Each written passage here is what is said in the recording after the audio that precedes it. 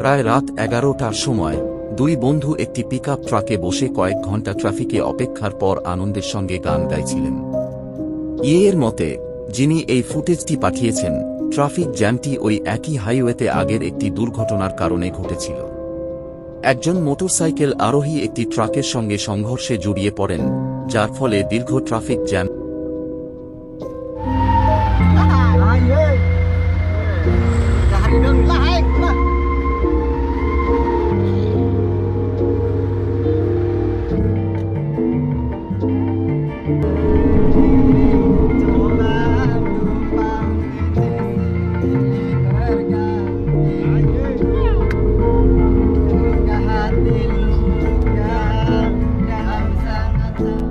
তৈরি হয়। দুর্ভাগ্যবশত সেই মোটরসাইকেল আরোহী সংঘর্ষের সময় মারা যান।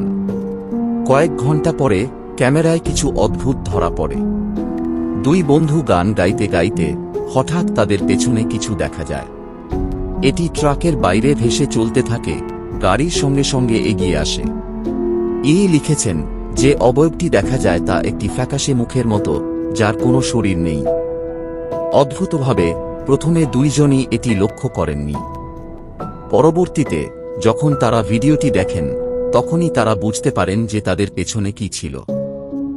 জানান, দুই বন্ধু বিশ্বাস করেন যে ওই মুখটি হয়তো সেই মোটরসাইকেল আরোহীর আত্মা, যিনি ওই রাস্তার উপর মারা গিয়েছিলেন।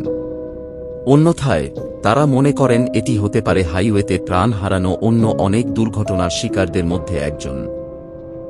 উল্লেখ করেন যে এই রুটে বহু দুর্ঘটনা ঘটেছে, কিন্তু প্রশ্ন থেকেই যায়, এই দেখা মুখটি আসলেই কি ছিল? এটি কি শুধুমাত্র প্যারেইডোলিয়ার ঘটনা, নাকি ক্যামেরায় সত্যিই কোনো অতিপ্রাকৃত কিছু ধরা পড়েছিল?